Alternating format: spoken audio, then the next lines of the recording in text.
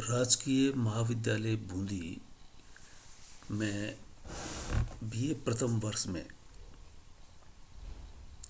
विशेषकर हिंदी साहित्य लेकर के पढ़ने वाले विद्यार्थियों के लिए हिंदी विभाग एवं साहित्य एक परिचय हम यहाँ बात करना चाहेंगे।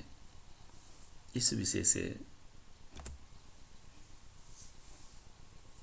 आप ये जान सकेंगे कि महाविद्यालय का एक हिंदी विभाग जिसमें आपका प्रवेश हुआ है वो किस तरह से काम करेगा, आपसे रूबरू होगा। आप उनके माध्यम से हिंदी साहित्य के 2 पेपर जो पिछली बार आपने जो पाठ्यक्रम में शामिल किया गया है उसके बारे में इकाई प्रथम, इकाई द्वितीय और इन इकाइयों में जो कवि शामिल है उसके बारे में आपने देखा। और इस तरह से आप इतना जान सके हैं कि जैसे दूसरे विषय होते हैं उसी तरह से हिंदी साहित्य भी आपके लिए एक विषय हो सकता है। लेकिन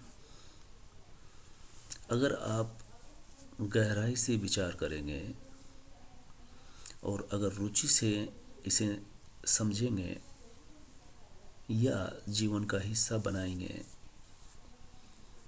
तब आपको इसमें बड़ी दिलचस्पी होगी।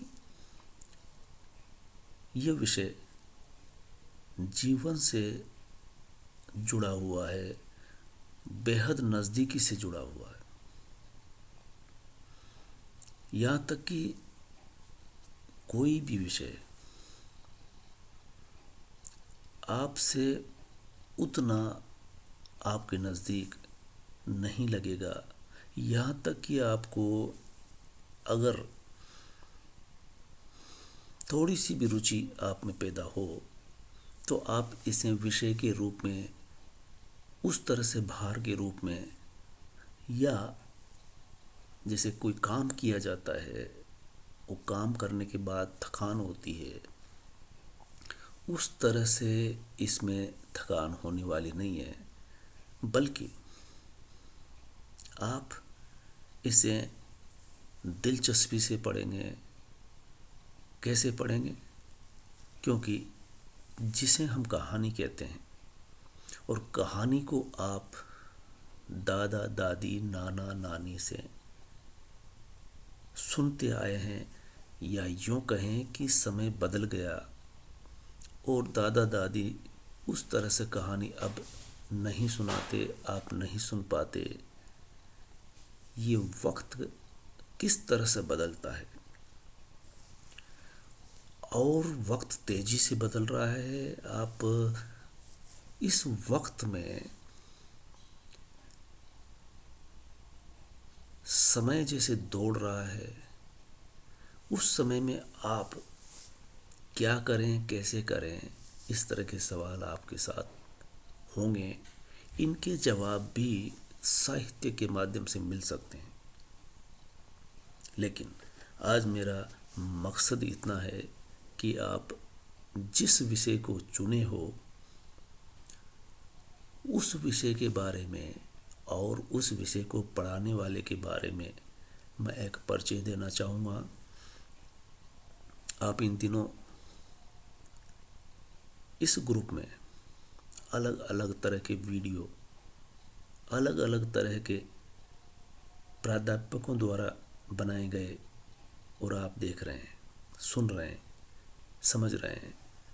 ये है मैं रमेश चंद मीना, हिंदी विभाग प्रभारी।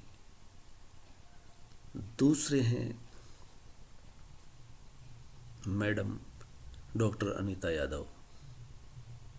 तीसरे हैं श्री गुरमीत सिंह, चौथे पर हैं अंजू शर्मा और पांचवें हैं वंदना शर्मा, जो आपके सामने वीडियो लेकर YouTube पर व्याख्यान देते हुए सुनाई पड़ेंगे, दिखाई देंगे। अलग अलग दिन, अलग अलग विषय पर, और खास विषय होगा काव्य और कथा साहित्य। इसे हम साहित्य क्यों कहते हैं और साहित्य का जीवन में क्या उद्देश्य है? आपने बिना सोचे साहित्य लिया होगा, लेकिन चूंकि अब आप इसे 3 वर्ष तक पढ़ सकेंगे और पढ़ने के बाद ही BA कर पाएंगे। कुछ ऐसे भी होंगे जो BA करने के बाद MA करेंगे, और कुछ इससे भी आगे बढ़ कर के MA के बाद आगे की पढ़ाई, जिसे हम PhD कहते हैं, PhD कर सकेंगे और इसी परंपरा की कड़ी बन सकते हैं। तो ये विषय आपको दूर तक ले जाने वाला है, और इस विषय में आप अपने आप को ही देख सकेंगे। गौर से इन वीडियो को जब आप सुनेंगे, चलते चलाते सुनना, दिलचस्पी से सुनना, और दिलचस्पी अगर थोड़ी भी हो गई तो पता चला कि आप जिस घर में पैदा हुए, जिस परिवार में, जिस समाज में, उससे बाहर इस विषय में कुछ भी नहीं है। खास करके कथा साहित्य जो आपका दूसरा पेपर है, उसमें कहानियाँ 10 और एक उपन्यास, उसमें कुछ पात्र आपको दिखाई देंगे, और वो पात्र आपको समाज में भी दिखाई देते हैं और इन कहानियों में भी दिखाई देते हैं, उपन्यास में भी दिखाई देते हैं। तो हम इस तरह से कह सकते हैं कि साहित्य अंततः व्यक्ति से और समाज से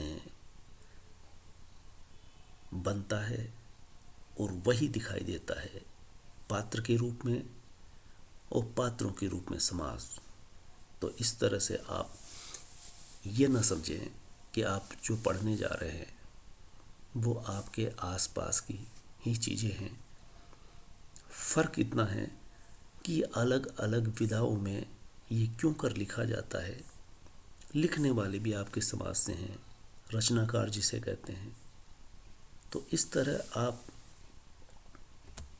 साहित्य में अपने आप को आईने की तरह देख सकते हैं, समाज को भी आईने की तरह देख सकते हैं।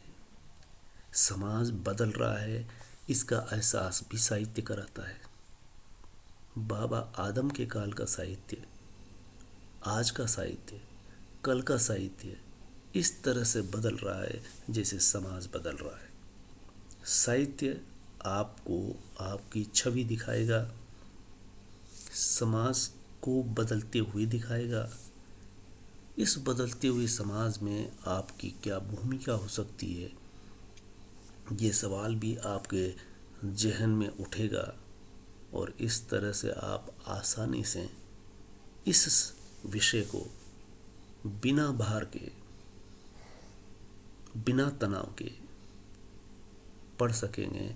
मैं उम्मीद ये करता हूँ कि जिस तरह से आप अन्य विषय को विषय मान करके पढ़ते हैं, उसको भार समझ के पढ़ते हैं, वो गलत है। आप में कोई भी विषय लेना हो तो आप अपनी दिलचस्पी से लेंगे, आपकी पसंद से लेंगे। और जब आपने हिंदी साहित्य, जिसे हम सबसे पहले कहने के लहजे में जब हिंदी साहित्य कहा जाता है, तो इसे आप यूँ समझेंगे कि यह साहित्य है और सारी दुनिया में साहित्य लिखा जाता है, बस उसकी भाषा बदलती है। आपकी भाषा हिंदी है तो इसे आप हिंदी में पढ़ रहे हैं, इसलिए इसे हिंदी साहित्य कहा जाता है।